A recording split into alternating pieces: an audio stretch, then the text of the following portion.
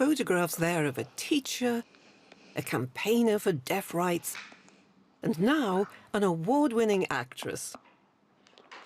We're so pleased to welcome Nadia Nadarajah as our guest today. Thank you. We can see from the photographs that you've travelled all over the world. You've lived and worked in many different countries. You know 4 or 5 different sign languages. Where do you feel most at home?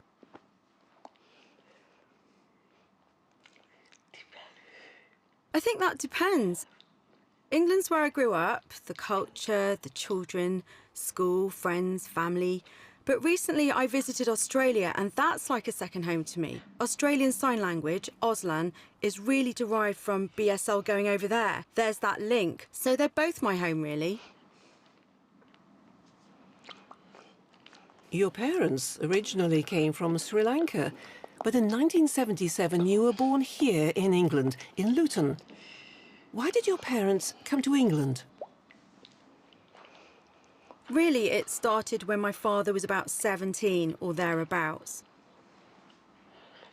He came here to university to take a maths degree with physics and civil engineering.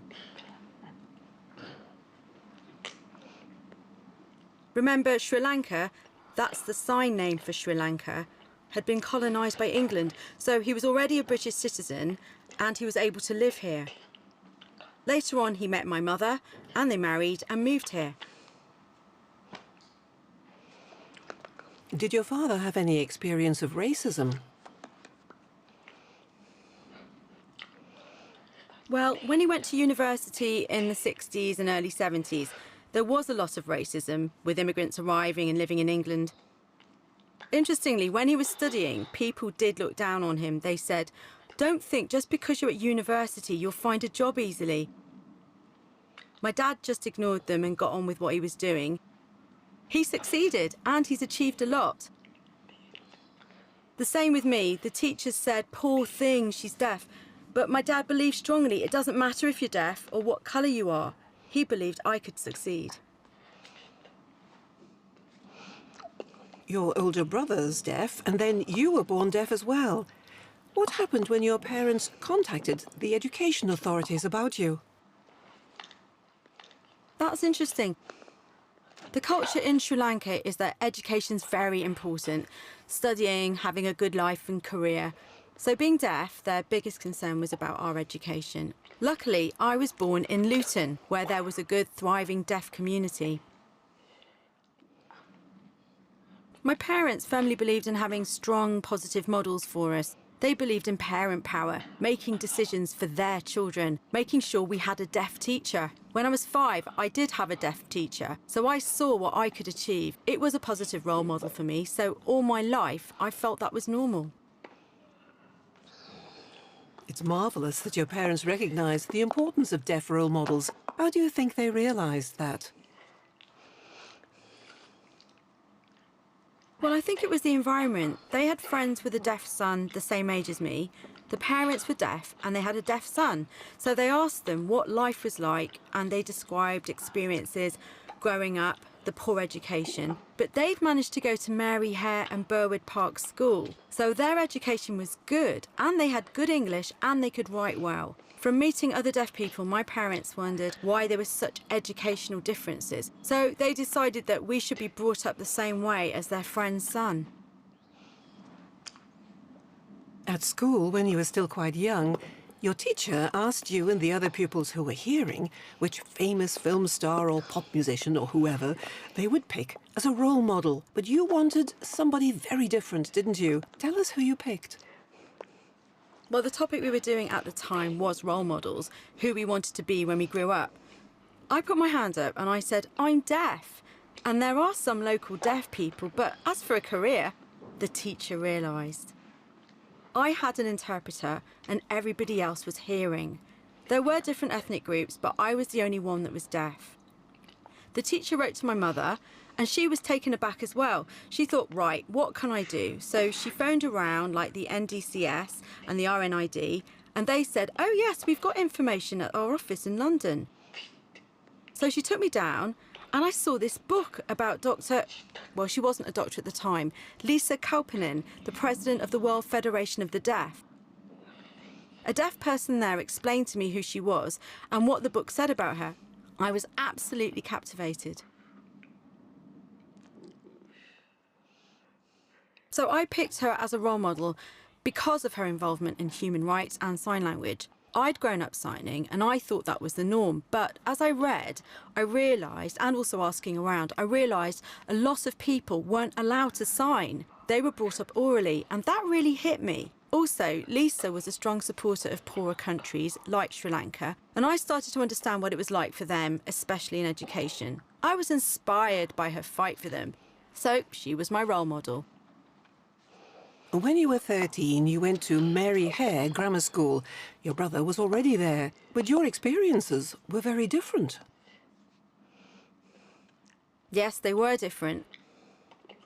My brother's older than me, and he's more oral. He does sign, but his focus was more on speech because he could speak. I can't. I'm deaf. I can speak a bit, but I really struggle with lip reading.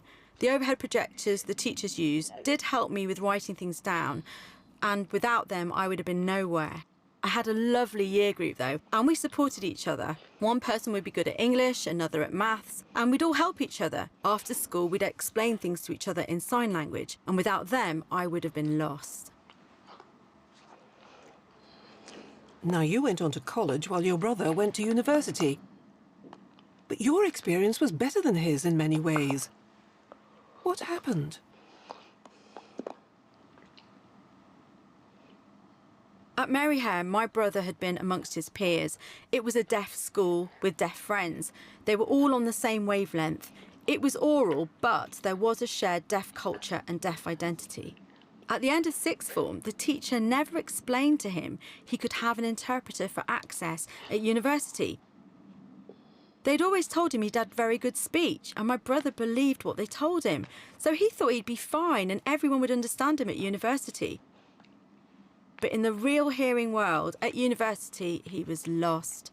Most of his friends in his class couldn't understand him. He was bemused because his teachers had told him he spoke well, and there was no interpreter, and he really struggled to lip read.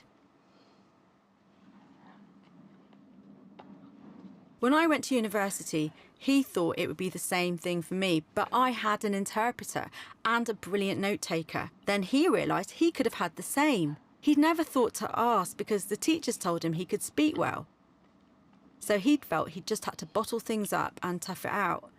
He didn't realise, but I told him if I was allowed, he should ask for support as well.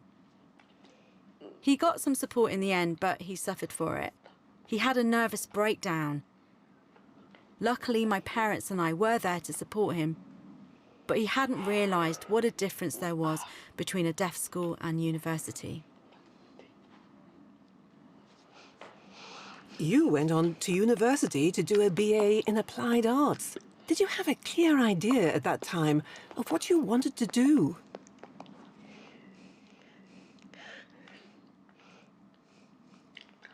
Well, I picked arts because it's a subject that has a wide range of applications. Art, screen printing, theory, working as a critic, working in the theatre, anything. I hadn't thought about any particular career at this point, but all I knew was that my heart was in the arts. But it was interesting because while I was pondering, I took a year's break to go to America, and I saw the wide range of careers that were available, some really off the wall. That helped me work out what I wanted to do, so when I did come back, I knew the path I wanted to take. And what path was that? Well, I definitely wanted to be part of the arts world, and there weren't many clubs set up for deaf people. There aren't enough teachers or involvement in the arts at all, so I wanted to focus on an arts career like screen printing or sales, or getting funding bodies to wake up to the fact that there are deaf people out there as well, so to act as a kind of bridge. In 1999, when you were 21, your family emigrated to Australia. You were already 21, but you didn't stay in England. You went with them. Why? Well, you're right. I hadn't even finished university. My brother was lucky. He'd finished university, he'd graduated, but I hadn't even finished my degree, and all my friends were here too. And Australia was like this new life, a new chapter. So I was really apprehensive about making such a big leap. You know, would Australia work out? Should I finish university? Should I drop out? All these questions. But there was a deadline for visa applications. And if I missed it, I would lose out on Australian citizenship. So the whole family, my mum, my dad, my brother and me, we moved to Australia. So your family moved to Australia, and this led to a big change in you yourself. What was that? Well, when I lived here in England, I'd never been a member of the BDA. I'd had no idea what it was or what its aims were. I'd been given no information about it at all. I'd seen something on See Here, but that was about it. But in Australia, I discovered SAAD, which is the South Australian Association of the Deaf, which also comes under the AAD, the Australian Association. It's called Deaf Australia now. It's all about people's rights, human rights, campaigning for things like captioning, education, a broad range of issues. I learned a lot from them about what my needs were. So I joined the committee and I learned so much from that. And without them, honestly, I don't think I would be who I am today. What do you mean, ooh? What did you learn? Well, for example, in South Australia, a deaf person wasn't allowed to become a teacher. So I wanted to know, what steps could I take? What could I do about that? SAAD helped me to examine legislation, lobby MPs, members of the government, and to approach the WFD about human rights, that's the World Federation of the Deaf, which I'd had no idea about before I went to Australia. So I absorbed all this new information. I learned from older committee members, and at that time I was only 21 or 22 and I didn't have a clue. I shadowed them, learned what human rights were all about in depth, and I saw how campaigning could change people's minds. And now deaf teachers are accepted. It was hard work though, and that's how I learned, but it's had an enormous impact on me. In Australia, you lived in Adelaide, then you moved elsewhere, and you were given your sign name, Nadia, which has stuck with you ever since. Yes, that's a funny story. I was in my first job working with preschool children using Auslan. Bilingual education was starting at that time, so it was great. English and Auslan were being used with deaf and hearing children, primarily deaf, but hearing children of deaf parents and some siblings of deaf children as well. So it was my first job, and of course my first language is BSL, although I was learning Auslan. So I was telling them a story from a book, signing away, and the children were sat there enthralled, and we're talking 3 to 5 year olds, really deaf children. When suddenly I realised I was signing in BSL, not Auslan. I put my hand to my head, oh no! And the children gave me that sign name, and this has been my sign name ever since, Nadia. In Australia, you met a hearing man, a Frenchman. So did you feel it was time to get married? Did you want to settle down? Was it the right thing for you? Yes, I did marry a hearing man, and he was a lovely man. But I was very much involved in the deaf community. He promised my dad he'd respect my language and deaf culture. It was partly an arranged marriage. It's interesting because when I lived here in England, I saw so many Asian girls, and it was different for boys, but girls, most of them went through arranged marriages and they suffered. Their husbands kept them at home, they were never allowed out, and communication was a big problem. My husband couldn't speak English. He didn't know anything about deaf people. But he was willing to learn to sign to marry me, and he did have a good attitude. So he did learn English, and he did learn to sign to communicate. When I got married, I'd really hoped he'd decide to stay in Australia because I had access and all I needed there. In France, I wouldn't know anybody. I couldn't speak or write French. I didn't know French Sign Language. just as he couldn't speak English. So he wanted to go back to France. So I just had to grin and bear it. No, that's not the right expression. I just had to make a go of it. I'd already travelled all over. I'd been to America for a year, moved to Australia. So it was something like the same. And it was near England. So I said goodbye to life in Australia, left my family, gave up a good job teaching preschool, and waved goodbye to everybody and moved to France. Oh, what a difference. I had to start from scratch. I had no family, no knowledge of French. I couldn't sign an LSF, nothing. So what job prospects did I have? So you moved to France, to Paris, and you plodded on with your life. Then you saw a job on an island near Africa, Reunion, and your husband moved with you. Why? And what was it like? Well, in France, it's incredibly difficult for deaf people to find work with children.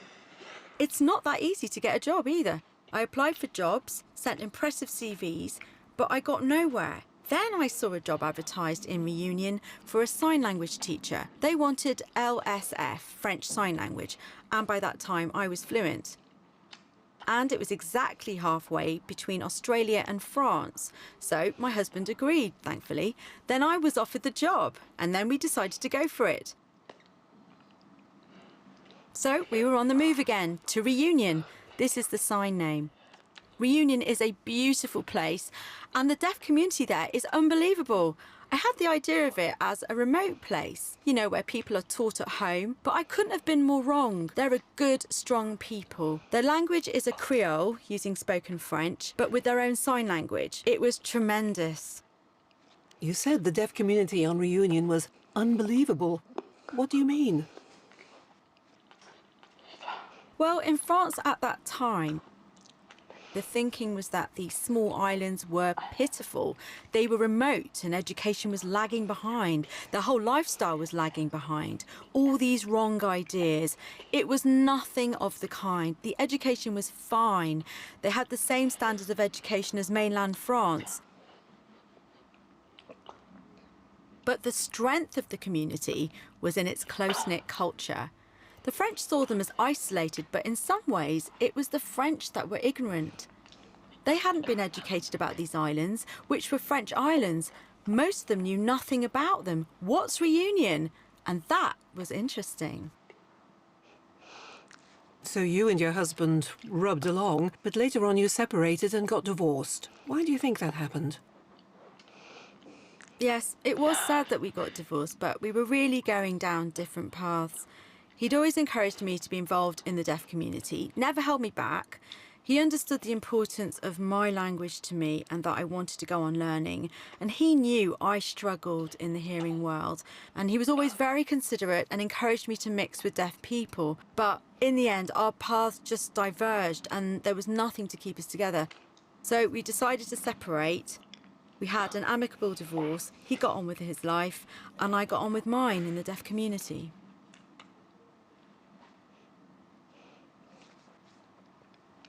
In 2009, after 10 years away, moving from country to country, working in different parts of the world, you came back to Britain. Did you see a lot of changes? Yes. I mean, during those 10 years, it was funny. It was like I was swimming around in one bowl with one set of fish, then jumping into a different bowl, a different country, and then swimming around in that.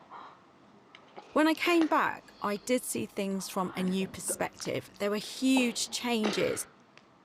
I'd expected to come back and pick up where I'd left off, but things were different.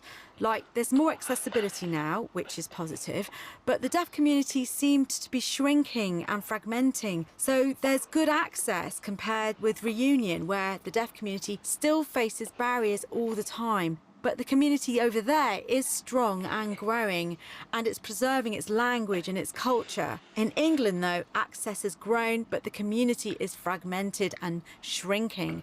So what does that mean for our culture, our language, and our traditions? It feels like the older and younger generations are completely detached from each other, and that's so sad. Once you came back to Britain, without any plan, your acting career started to really take off, didn't it? Well, when I came back to England, I wasn't really thinking about an acting career. I would have loved to have been a lecturer in the arts. At the time, I was working in a museum and doing some BSL teaching. Then Paula Garfield from Definitely Theatre was looking for a story about refugees, and she wanted somebody with a certain skin colour from Sri Lanka. I had that knowledge, so we met up, and then she asked me to give it a try. Funnily, at the time, I never thought I had the acting skill. But she asked me to do a 2-week block of research and development. I was just pleased to be able to contribute whatever skill I had. And as it went on, Paula started to sense that I had a real feeling for acting. And one really positive thing about Paula is her attitude. She knows how inaccessible drama schools are for deaf people, that we can't fit in because of the language barrier. Like, she's really good at spotting deaf people with a talent for acting and the right skills and potential. So she spotted me, and that's how I'm here today. In 2012, you were brought into Shakespeare's Globe Theatre. Definitely Theatre and Paula cast you in Love's Labour's Lost. Is that right? Love's Labour's Lost, that's right. Love's Labour's Lost. You played the Princess of France. This was at the time of the London Olympics, and there were huge crowds. Didn't you feel a bit overwhelmed? It was the first time I performed in front of that size of audience, so it was massive. I was very nervous at first, but I wasn't the only first-timer. Adam Bassett was a newcomer as well. And the rest of the cast were all experienced performers, but they were lovely and they shared their experience. We learned a lot, and honestly, without them, I would have been completely lost. It's all about teamwork, you see, sharing creatively in BSL, thinking about the audience. It was amazing. Last year, you appeared at the Edinburgh Festival with Sue MacLean, a hearing actress. It was a two-hander with her speaking and then you signing. How did that work? Interesting. That was really different from the things I'd done with Definitely Theatre, because they have their own scripts, which they give us. Sue's play was called Can I Start Again, Please? And we started from scratch with no script. We had to create the story and the themes and then agree them together. I learned a lot from her about how to create a unique work of art from scratch and develop it into a complete piece of theatre. The story had some powerful content. What do you think it was that moved both deaf and hearing audiences? Well, the story is about child abuse, and of course in the theatre you can't actually show that happening, unlike in films. We didn't want to follow old traditional methods, so we used language that had hidden meanings. We played with language. I used BSL and Sue spoke her lines. We were both dressed exactly the same, and we sat, two women side by side with contrasting skin colour and hair. The audience would start to wonder, whose story is this, hers or hers? It wasn't a translation, so they were confused. Or it could even be somebody else's story, and that's what made an impact on the audience. BSL as a real language, with its own rightful place in the arts. Before, the doors were always closed to BSL, or deaf people were brought in as token characters, or let's just bring in an interpreter for the deaf audience. And our story wasn't like that. It was a full deaf-hearing collaboration, with the audience left to puzzle out just whose story it was. And that is art. Your life's taken many twists and turns. Do you feel, with acting, the way it's taken off, that you may have finally found your vocation? Well, the funny thing is, in the past, I never even dreamed I might have a future in acting. But I do have the passion, the heart for it. I taught for 16 years with the occasional foray into the arts and theatre, but my career does seem to be gravitating towards the theatre, and that's mainly thanks to 2012 and all that's happened since. Here in England, I've been given so many opportunities, but all around the theatre world, attitudes are changing. We're being seen as actors, not just a deaf person on stage, and we're being recognised for our skills as actors. So it's made me start to think about the future, the next generation. If I'm successful, I would like to carry on and focus on a career, because if I can do it, the next generation will see that and know they can do the same. So is your life turning out the way you want it to? Or do you have any big regrets?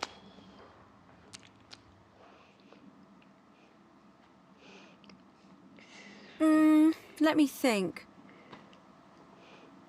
As I've grown up, I've always been involved in campaigning. I suppose one regret is that I haven't got involved more deeply in campaigning. I could cut down a bit on career work and concentrate more on that, because the deaf community is important to me. I do have concerns. There are so many access issues that we need to fight for, and I understand that. So, the deaf community, maybe I haven't got involved enough. Well, thank you for sharing all the twists and turns of your journey with us. So what dream do you have left for yourself for the future? I thought I was having my dream now. One thing I would like is to have a part in a deaf film. I'd love to find a partner and have children. I have stories about my father and the racism he had to face, and the discrimination I've faced as a deaf person. I'd like to pass these on, keep them going, so they won't forget us.